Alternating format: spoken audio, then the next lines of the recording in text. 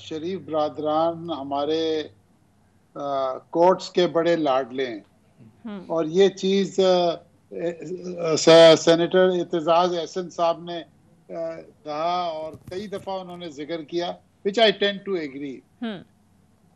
अब जहां तक ये इनकी कन्विक्शन की बात है,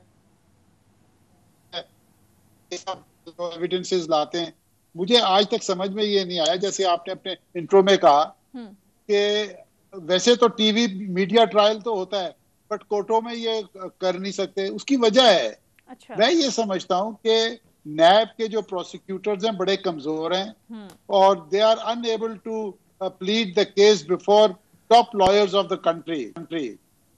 यानी वहां आगे बड़े बड़े लॉयर्स खड़े होते हैं इनके, और ये हमारे जो प्रोसिक्यूटर्स हैं ये बेचारे सुबह उबर टैक्सी में आते हैं या छोटी सुजुकी में आते हैं, तो ये इनका इतना तजर्बा ना, इतना एक्सपोजर है। या तो फिर ये बैरिस्टर साहब हमारे खुद जाएं और जाके, खुद भी बैरिस्टर हैं, वो खुद जाके प्लीड करें गवर्नमेंट का केस।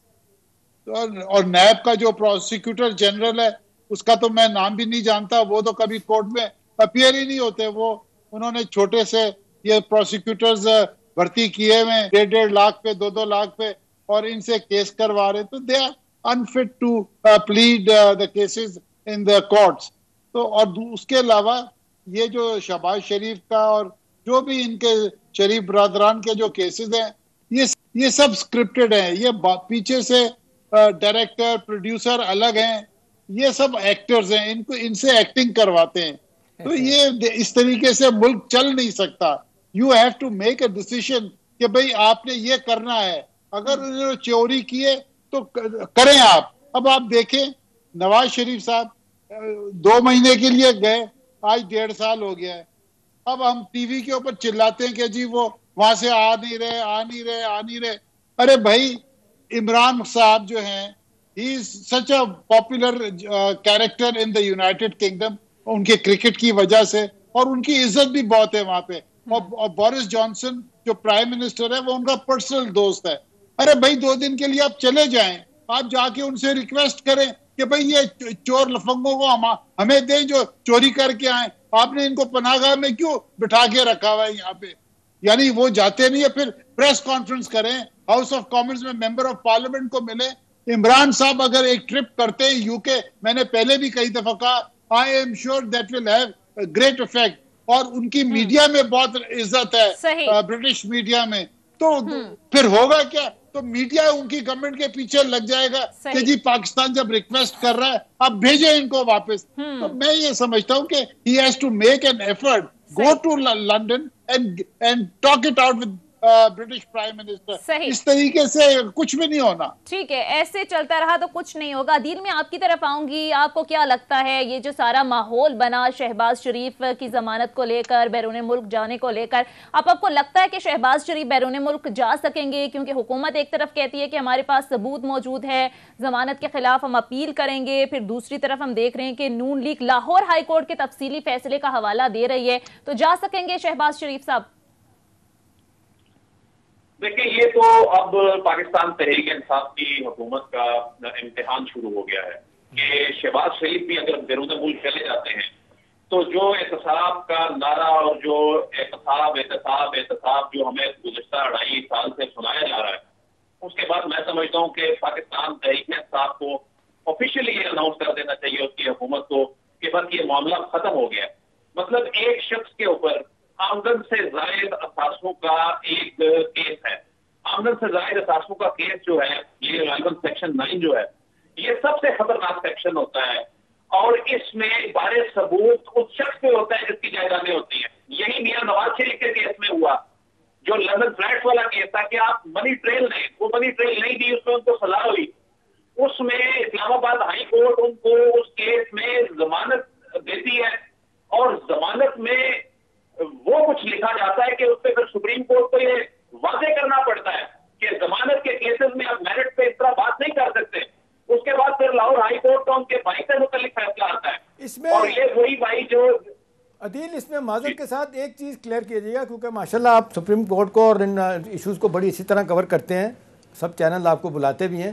अभी जो बहुत ज़्यादा क्रिटिसिज्म हो रहा है, जो अपोजिशन बात कर रही है और न्याजी नैब गठजोड़ की बात वो कर रहे हैं, वो कहते हैं कि जी ये नैब का केस है, तो फवाद चौधरी साहब और शहजाद अकबर साहब ये क्यों कहते हैं कि हम अपील करेंगे सुप्रीम कोर्ट में? उन्होंने कहा जी ये काम जो है नैब का, नैब वाले क्यों नहीं जाते, आप क्यों जा रहे हैं वहाँ पे? तो ये बताएं कि किसका काम है सुप्रीम कोर्ट में जाने का? देखिए, इसमें तो कोई शक नहीं है कि ये नैब की डोमेन है, नैब एक इंडिपेंडेंट इदारा है, लेकिन मौजूदा हुकूमत जो है वो इत्तेफाक के हवाले से, चाहे वो मामला नैब में चल रहे हैं, चाहे वो कोई और इदारा इनको टेकअप कर रहा है, अब उसमें हुकूमत इसको अनअटेंडेड तो छोड़ना नहीं चाहती। उसकी रीजन ये है कि देखिए, नैब में मूव करने की समरी ईसीएल के हवाले से आज तक वो नहीं की, नाम इनका ब्लैक लिस्ट में है। तो अगर ये नैब नियाजी गठजोड़ नहीं है, या नैब का अगर कहीं और गठजोड़ हो जाता है या किसी और इदारे का होता है, तो उसमें हुकूमत आंखें बंद करके तो बैठ नहीं सकती।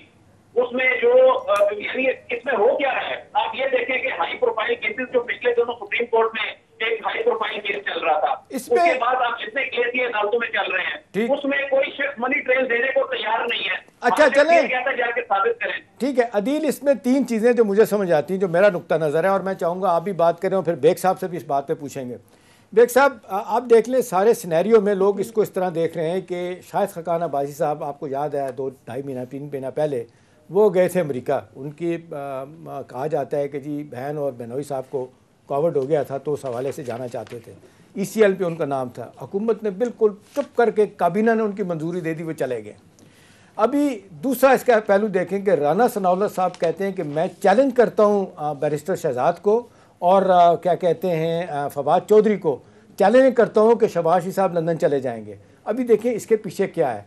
तीसरी बात इंपॉर्टेंट इस हवाले से जो सब क्वार्टर में बात हो रही है, जो समझ आ रही है वो ये है कि जी क्या वजह है कि जी मज़ामत की सियासत करने वाला जो है ना वो तो बाहर बैठ गया है, मफामत की सियासत करने वाला जो है ना वो इतने अरसा जेल में रहने के बाद आया, बेटा भी 20 माह के बाद आया।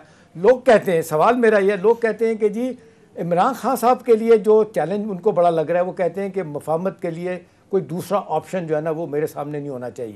उनको लगता है कि कहीं शहबाज साहब को अपनी गेम बना लेंगे और मेरी छुट्टी हो जाएगी। कुछ लोग कहते हैं कि जी, अभी भी कहने वाले लोग कहते हैं कि नंबर 1 का ऑप्शन शहबाज साहब के लिए है अभी भी। तो बेग साहब आप इस पे कमेंट करें, फिर अदील से पूछते हैं। शाम भाई, प्रॉब्लम ये है कि अगर प्राइम मिनिस्टर इमरान खान की गवर्नमेंट ने यहाँ पे डिलीवर किया होता तो हमारी इस्टेब्लिशमेंट कहीं आगे पीछे नहीं देखती।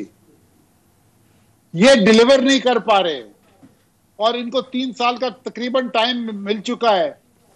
जब ये डिलीवर नहीं कर पा रहे, आई मीन देखे ना, to run the government and to run the arm forces आपको टैक्सेस चाहिए, इलेक्शन चाहिए, पैसे चाहिए। जब आप यानी आज जब भी कोई आपने अगर यहाँ पे बाथरूम भी बनाने होते हैं ना, पब्लिक टॉयलेट्स, आप वर्ल्ड बैंक से $300 मिलियन का लोन ले लेते हैं। हर चीज पे आप लोन लेते हैं, आपके पास अपने तो रिसोर्सेज है ही नहीं।